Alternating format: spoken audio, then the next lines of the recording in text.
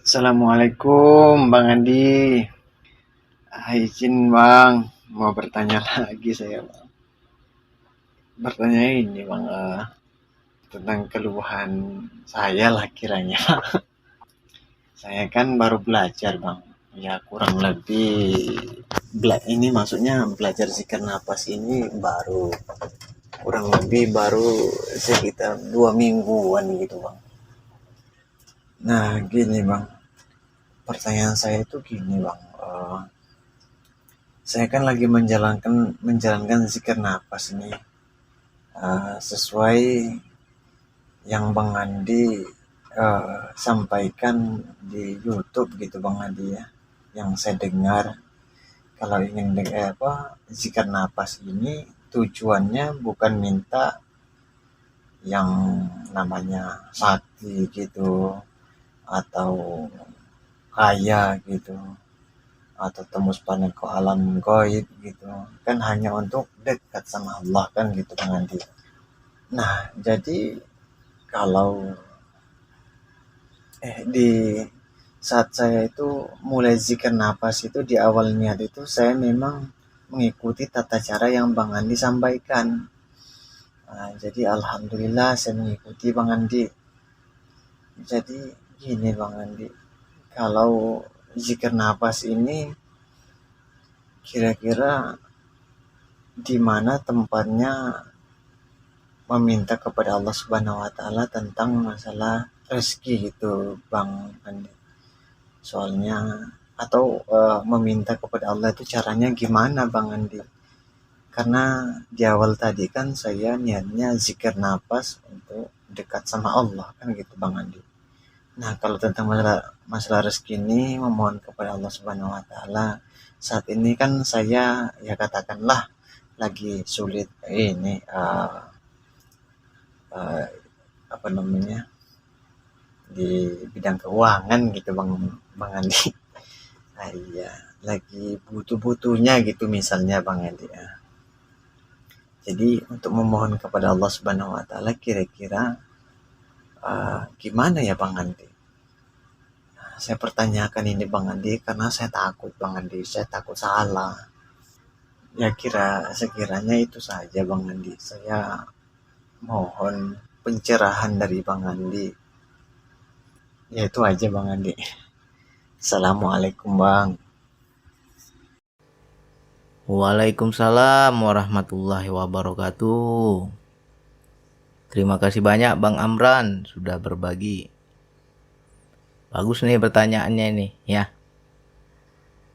Jadi kita terkadang bingung ya kan.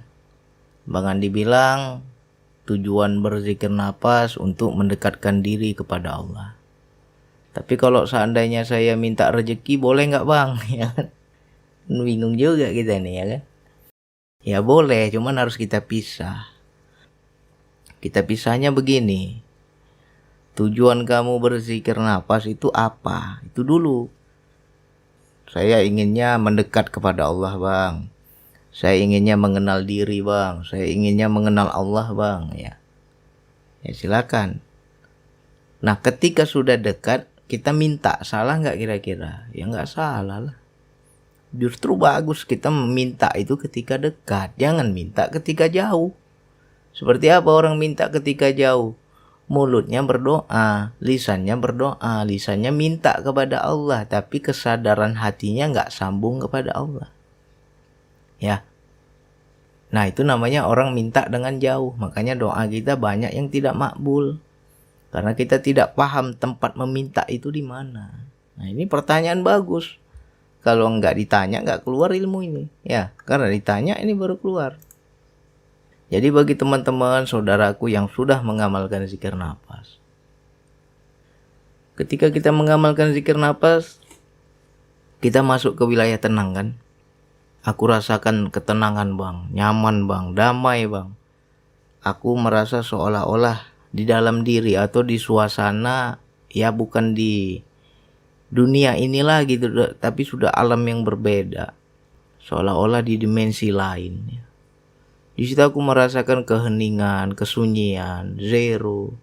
Di situ egoku lebur, nafsuku tiada. Itulah kolbu mukmin. Ya, sering kita dengarkan kolbu mukmin baitullah. Kolbunya orang beriman rumahnya Allah. Nah, disitulah kita meminta sama Allah, berhadapan kita sama Allah, berduaan kita sama Allah, dan disitulah makbulnya doa. Ya. Nah, jadi kalau teman-teman sudah bisa masuk ke kolbu mukmin tadi, istilahnya rumah Allah tadi, tempat yang kita berduaan dengan Allah itu. Nah, dalam kehidupan, terkadang kita hanya pakai kesadaran saja, nggak ngucap, nggak minta, kita tidak berdoa, tapi hanya lintasan hati, terbersit di dalam hati, tapi apa yang kita pikirkan, apa yang kita angankan, apa yang ada di dalam hati kita itu sudah bentuknya doa. Jadi jangan heran nanti, bang, aku baru kepikiran sebentar aja bang, kok langsung kejadian, makbul bang. Ya sejatinya kamu sudah meminta di kolbu mukmin tadi.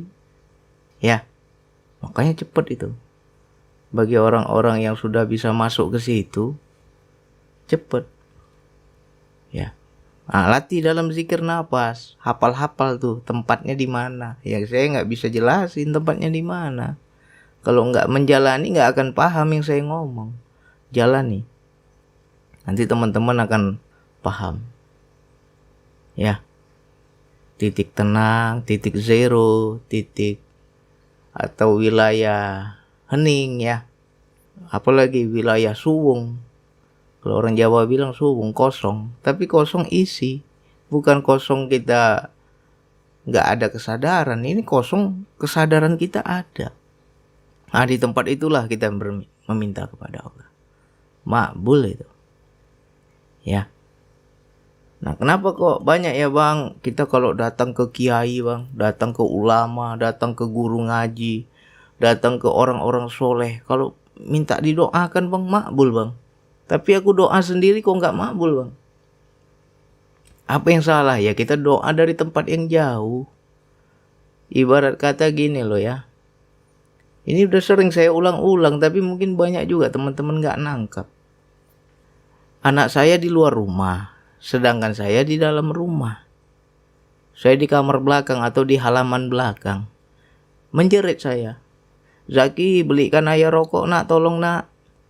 Sedangkan anak saya di luar rumah, lagi main sama temennya.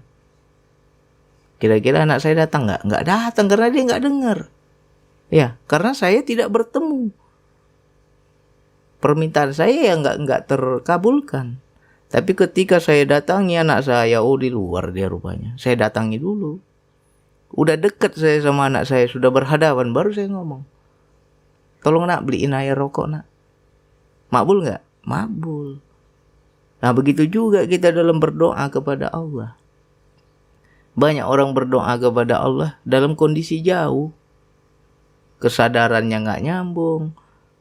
Rasa hatinya tidak ada terpaut kepada Allah. Hanya di mulutnya aja doa. Gimana mau tembus ke ars? Hah? Macam mana Allah mau nyaut? Bukan berarti Allah nggak dengar. Allah dengar. Beda ya antara makhluk sama Tuhan ya.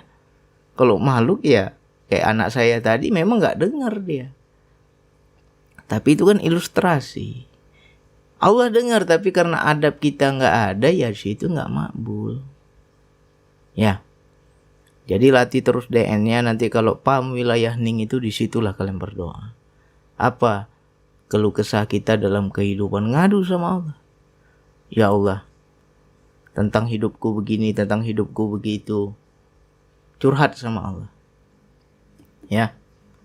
Nah makanya orang-orang yang sudah paham wilayah tempat dia berbicara dengan Allah ini, dalam kehidupan ya agak error. Ibaratnya tubuhku di sini, jiwaku di langit. Ya, awal-awal tuh agak error. Kayak kadang kita diajak ngobrol sama istri, kosong aja pandangan kita. Karena di dalam diri kita sudah ngobrol gitu. Di dalam diri kita berinteraksi, di dalam diri kita ya berbicara dengan Allah. Makanya di situ bagi orang-orang sekitar kita akan menganggap ini kok melamun aja kerjanya ini. badannya aja di sini nih, pikirannya tak kemana-mana. Dibilang orang gitu kan. Macam saya dulu begitu. Nanti dengan berjalannya waktu ya kita akan bisa memisah-misahkan kesadaran sehingga ya terpisah-pisah. Jasad kita aktif seperti biasa, jiwa kita berinteraksi dengan Allah di qalbu mukmin tadi. Ya. Di Baitullah tadi. Nah, jadi untuk masuk ke situ ya latih DN-nya. Ya. Itu satu mengenai tempat kita meminta, Bang. Nah, ya. Udah saya jelaskan ini. Untung ditanya ini, kalau nggak ditanya nggak keluar ini. Itu mengenai kita meminta rezeki ya. Bagi orang yang awam, pasti dia akan meminta berdoa rezeki kepada Allah. Kalau kita belum kenal ya, kita belum kenal dialah sebaik-baiknya pemberi rezeki. Kan ada tuh di Al-Quran. Berapa banyak tuh Allah bilang, akulah yang memberi rezeki. Akulah sebaik-baiknya pemberi rezeki. Sudah Allah bilang dia pemberi rezeki. Ngapain lagi diminta? Buktinya bang, rezekiku sempit bang. Uangku gak ada bang. Ekonomiku kering bang. Akhirnya berdoa kita minta rezeki. Ya itu tandanya masih level bawah. Wajar ya, tingkat keimanan, tingkat keilmuan, tingkat keyakinan orang beda-beda. Awalnya dia minta rezeki banyak-banyak. Bang, aku kurang sekarang bang. Mintalah rezeki sama Allah banyak-banyak. Biar aku cukup, biar aku berlebih, biar aku tidak pernah kurang. Ya. Salah nggak kalau orang minta begitu? Ya nggak salah. Makomnya masih di situ. Nah, bagi orang-orang yang sudah mengenal, ya, sudah ma'rifat, sudah kenal dia Allah sebaik-baiknya pemberi rezeki, dia nggak minta rezeki, ya. Dia paham perintah Allah sehingga dengan mengikuti perintah Allah dia dapat rezeki. Itu loh. Jadi jangan rezeki yang kita incar-incar, kerja nggak mau. Rezeki yang kita cari-cari, minta-minta, tapi perintah Allah nggak mau kita penuhi. Ya. Buka lagi tuh Al-Baqarah, Quran surat Al-Baqarah 186. Ya. Wahai Muhammad, kalau ada yang bertanya tentang aku, katakanlah aku dekat. Aku akan mengabulkan permintaan mereka kalau mereka meminta kepada aku. Oleh karena itu penuhilah perintah-perintahku. Ya, kita ulang-ulang lagi nih. Ini ayat 186 ini ayat andalan saya ini. Selalu saya terapkan dalam kehidupan. Ya. Silakan teman-teman buka lagi Quran surat Al-Baqarah 186. Di situ berbunyi, dan apabila hamba-hambaku bertanya kepadamu Muhammad tentang aku, maka sesungguhnya aku dekat. Ya. Aku kabulkan permohonan orang yang berdoa apabila dia berdoa kepadaku. Hendaklah mereka itu memenuhi perintah-perintahku, ya. Hendaklah mereka itu memenuhi perintahku dan beriman kepadaku, agar mereka memperoleh kebenaran. Jadi, kalau mau mintanya rezeki, ya ikut perintah saja. Kalau orang yang ikut perintah, pasti digaji oleh Allah, ya. Orang yang bekerja pasti dapat gaji kalau di kehidupan. Nah, orang yang ikut perintah Allah pasti juga digaji sama Allah. Jadi kita pahami lagi, mintanya itu jangan hanya asal minta. Ya, sadari dulu Allah yang dekat, ya. Temui dulu Allah. Makanya kenapa doa-doa yang ketika kita lagi kusuk itu makbul, karena di situ kita bertemu. Ya. Kenapa doa banyak kita dengar ceramah? Sholat tahajudlah kamu di tengah malam, ya. Di sepertiga malam itu sholat tahajud. Udah sholat tahajud, minta kepada Allah makbul. Kenapa bisa makbul? Karena pada saat sholat tahajud, di situ kita kusuk, hening, sepi, nggak ada kita terganggu oleh duniawi. Nah, ketika di situ ada rasa sambung kepada Allah, bertemu dengan Allah, ada rasa dekat dengan Allah, ya sampai doa kita. Situ rahasianya. Ya kan? Nah, bagaimana bang kalau doaku bang siang hari bang, sore hari bang, atau pagi hari bang, apakah nggak makbul? Ya kalau kamu bisa tembus rasa dekat itu, pasti makbul. Makanya orang-orang yang sudah kuat rasa sambung kepada Allahnya, sudah bisa merasakan Allah yang dekat itu. Ya kalau dia hanya kepikiran aja, aku kok kepikiran ini ya, makbul jadi, dapat. Itu sudah doa, nggak perlu minta. Ya, mintanya nggak perlu dengan ucapan, nggak perlu dengan sebutan. Terlintas saja di hatinya sudah ada energi. Langsung makbul. Ya. Nah, jadi untuk saudaraku, sahabatku yang lain, ditingkatkan lagi. Kalau orang awam, bang aku susah bang, aku sempit rezeki bang, aku berdoa minta sama Allah murah rezeki bang, ya itu masih awam. Tapi kalau orang yang sudah mulai keyakinannya kepada Allah, nggak minta rezeki. Yang dia minta sama Allah, ya Allah berikan aku rezeki yang engkau ridhoi, yang engkau berkahi. Karena rezeki itu banyak loh. Ada yang diberkahi Allah, ada yang tidak diberkahi Allah. Ya. Kenapa kita selama ini banyak rezeki tapi kok makin dosa, makin jauh dari Allah? Karena yang kita minta hanya rezeki. Ya kan? Ya Allah, lancarkan usahaku ya Allah. Ya Allah, lancarkan bisnisku ya Allah.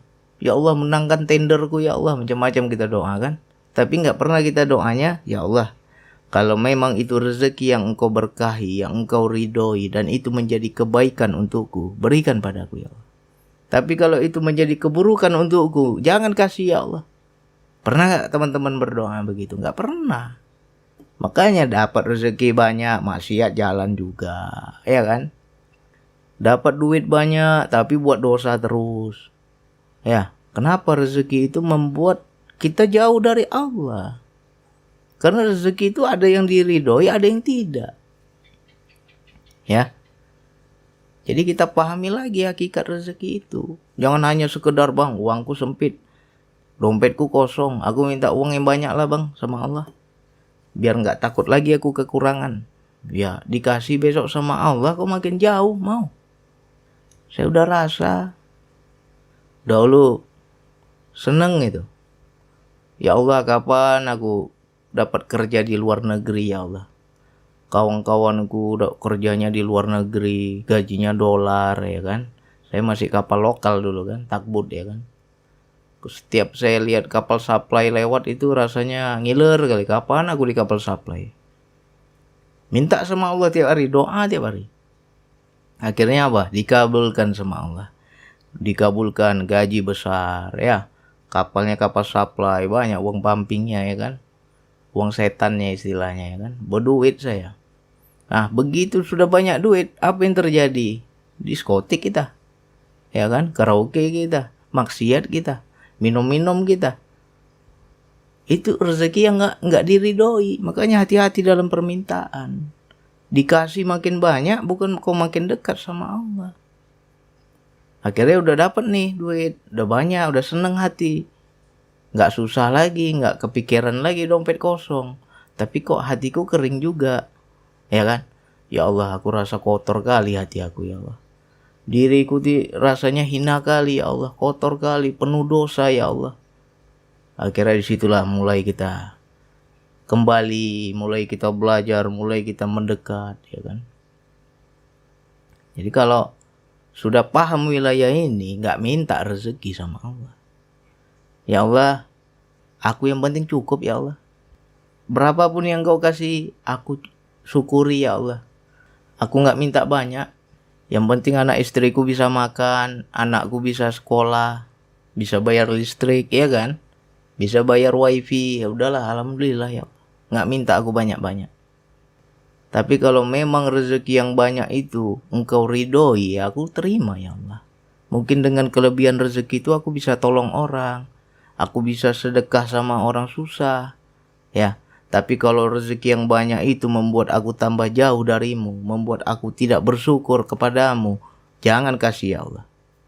Berani nggak doa kayak gitu? Sedikit orang yang berani doa begitu. Yang dia minta banyak-banyak. Ya Allah, rumah aku nggak cukup ini ya Allah. Udah ada rumah satu, minta lagi rumah lain. Udah ada tanah 2 biji, minta lagi berapa hektar lagi. Ya kan? Nah, inilah manusia. Yang dia doa selama ini minta yang banyak. Tapi dia nggak tahu ketika dikasih yang banyak itu apakah itu kebaikan untukmu atau nggak tahu dia. Ya. Jadi ini saya ajarin sesuai pengalaman, saya udah rasa dulu. Jadi untuk saudaraku, sahabatku yang kali ini lagi sempit, minta kepada Allah itu rezekinya begini. Pandai-pandai kita rayu Allah. Ya Allah, aku ndak mengetahui ya Allah. Ya, katanya Engkau Maha Pengasih, Engkau Maha Penyayang, Engkau Maha Akbar, Engkau Maha segalanya, Engkau Maha Pemberi rezeki. Katanya sebaik-baik pemberi rezeki. Tapi kok kurang sama aku ya Allah. Tanya diri kita, betul nggak yang Allah kasih itu kurang? Atau nafsu kita yang terlalu besar? Allah udah kasih banyak tapi mungkin nafsu kita yang besar. Jadi sehingga menjadi kurang. Ya, introspeksi lagi kita. Coba tuh Allah diajak ngobrol lah. Saya sering itu. Katanya Engkau Maha Kaya ya Allah. Masa yang kusembah yang Maha Kaya aku miskin ya Allah. Saya ibaratnya apa ya? Nego sama Allah itu kan. Langsung Allah ngomong, memang benar aku Maha Kaya. Ya. Sudah banyak nikmat yang kukasih padamu, tapi kenapa engkau merasa miskin? Kenapa engkau merasa kurang? Nafsumu yang besar, kata Allah. Ya. Bercermin lagi kita, introspeksi diri lagi. Iya juga ya. Banyak kali keinginanku. Yang sedikit aku gak bersyukur, apalagi yang banyak. Ya kan? Cara minta rezeki yang bagus adalah, kasihlah yang Engkau berkahi ya Allah. Kasihlah rezeki yang penuh kebaikan ya Allah. Kasihlah rezeki yang Engkau ridhoi ya Allah. Kalau kira-kira pemberianmu itu membuat aku tambah durhaka, pemberianmu itu membuat aku terlena, pemberianmu itu membuat aku menjadi hina, ya gak usah kasih ya Allah. Biar aja kayak gini aku. Ya. Mulai besok begitu doanya. Jangan hanya minta tebal dompet aja kita. Ya Allah susah, ya Allah susah. Kasih rezeki yang banyak ya Allah. Dikasih besok yang banyak sama Allah, makin jauh kau mau.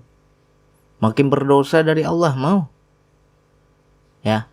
Luruskan lagi tuh. Permintaan kita tuh luruskan lagi. Jadi cara meminta yang pertama, masuk dulu ke tempatnya ya. Masuk dulu ke Baitullah itu. Dalam DN itu ketemu nanti tempatnya. Ketika kita merasa hening, sepi, senyap, damai, tenang, zero, minta sama Allah situ. Ngeluh aja kita, kehidupan kita apa, ngeluhlah di situ. Lebih bagus kita ngeluh sama Allah daripada ngeluh sama makhluk ya. Mengeluh itu maknanya adalah melepaskan kebisaan kita dan meminta pertolongan Allah. Ya, ngadu kita sama Allah. Minta sama Allah. Pasti beda ya. Permintaan yang hanya sekedar diucap saja dengan dari hati itu lain energinya.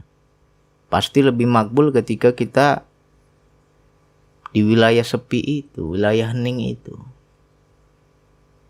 Ya kan? Sudah itu apa? Baca kehidupan. Aku udah minta bang sama Allah. Kata Allah kan, siapa yang minta, aku akan kasih, aku akan penuhi. Ya. Aku akan kabulkan, kata Allah. Tapi kan ada lanjutannya. Hendaklah mereka memenuhi perintahku. Baca. Minta rezeki. Perintah untuk mendapatkan rezeki apa? Baca. Pasti ada perintahnya. Minta jodoh. Perintah untuk mendapatkan jodoh apa? Baca. Ya. Apalagi apapun yang kita minta sama Allah ada perintah. Kau mau ya aku kesana dulu ya. Kalau kau udah kesana kau dapat. Kau jalani dulu nih perintahku, kata Allah. Nah, banyak orang nggak ngikut perintah. Macam mana dia mau ngikut perintah? Perintah aja dia nggak paham. Ya, makanya amalkan DN itu, terapkan dalam kehidupan. Dari napas saja kita udah paham perintah Allah. Siapa yang mendorong napas masuk, siapa yang mendorong napas keluar. Ada kehendak dia di situ. Nah, makanya orang-orang yang berzikir napas paham perintah. Karena dari nafas itu sudah ada afalnya, geraknya, perbuatannya, maunya dia apa. Ya. Nanti itu ketemu. Dan ketika minta sama Allah jangan pakai nafsu. Ya. Minta yang bagus. Ya Allah, aku sempit, aku susah, aku gak ada uang. Macam mana ya Allah? Biar aku berkecukupan, gak kurang lagi ya Allah. Aku gak minta banyak ya Allah. Yang penting cukup untuk anak istriku. Cukup untuk kehidupanku. Ya. Jangan kita berlebihan dalam berdoa. Minta yang banyak makin jauh kok nanti. Ya kan? Minta yang banyak rupanya rezeki yang tidak diridhoi Allah. Makin bahaya kita. Ya. Apalagi jabatan gak naik-naik. Minta naik jabatan. Ya, nah ini yang anggota dewan nih, saya kasih kopi pahit aja nih. Ya kan? Minta naik jabatan. Ya tanya dulu sama Allah. Ya Allah, kalau aku naik jabatan itu baik gak untukku ya Allah? Kalau seandainya gak baik, jangan kasih ya Allah. Tapi kalau seandainya baik, kasih aku keyakinan ya Allah. Kasih aku kekuatan ya Allah. Biar aku bisa memegang amanah itu di jalanmu. Ya. Jadi kita itu menjadi khalifah bukan karena semau gue. Pahami lagi khalifah ini. Apa sih tugas Allah yang Allah berikan pada kita? Ikuti. Ya, jadi kita maju, kita tampil bukan karena ego diri, bukan karena nafsu diri, tapi memang aku dipilih Allah. Aku tampil, aku maju karena memang ini perintah Allah. Nah, ketika kita tampil ya, situ Allah bilang mereka akan mendapatkan kebenaran, ya. Pasti Allah ridhoi kita. Ya. Jadi silakan diulang-ulang, pahami tempat berdoanya, tempat memintanya, masuk dulu ke wilayah hening itu. Rasakan Allah yang dekat. Udah bang, aku rasa kali dekat sama Allah bang. Nah, ketika udah rasa dekat, baru ngomong, baru minta, ya. Kalau engkau tidak ada sambung kepada Allah, main asal minta, gak mabul. Sama aja kita menjerit di belakang, anak kita di luar, gak dengar dia. Ya. Walaupun Allah itu maha mendengar, tapi karena adab kita gak ada, ya gak mabul. Yang kedua, jangan tentang banyaknya yang kita pikirkan. Minta rezeki yang banyak, karena sekarang lagi sempit, lagi istilahnya lagi susah, lagi kering. Aku minta yang banyak bang. Tanya dulu, siap gak engkau ketika dikasih yang banyak? Tanya dulu diri. Iya juga ya, dikasih banyak nanti aku makin jauh pula dari Allah. Belum tentu itu yang Allah kasih banyak itu sesuatu yang Allah ridhoi. Nah, tanya sama Allah, kira-kira engkau ridho gak ya Allah? Kalau ridho, insya Allah aku jalankan perintah. Ketika engkau memberi banyak padaku, berarti aku harus salurkan kepada orang lain. Berarti engkau beri tugas kepadaku untuk berbagi kepada sesama. Tapi kalau engkau memberikan banyak untuk aku jauh, untuk aku makin durhaka, jangan kasih ya Allah. Harus begitu doa kita. Jadi yang masuk sama kita tuh yang Allah ridhoi. Jangan dikasih yang Allah murkai. Tidak diridhoi oleh Allah. Dikasih banyak makin dosa kita nanti. Ya. Silakan ini diulang-ulang lagi. Hanya itu yang bisa saya sampaikan. Wassalamualaikum warahmatullahi wabarakatuh.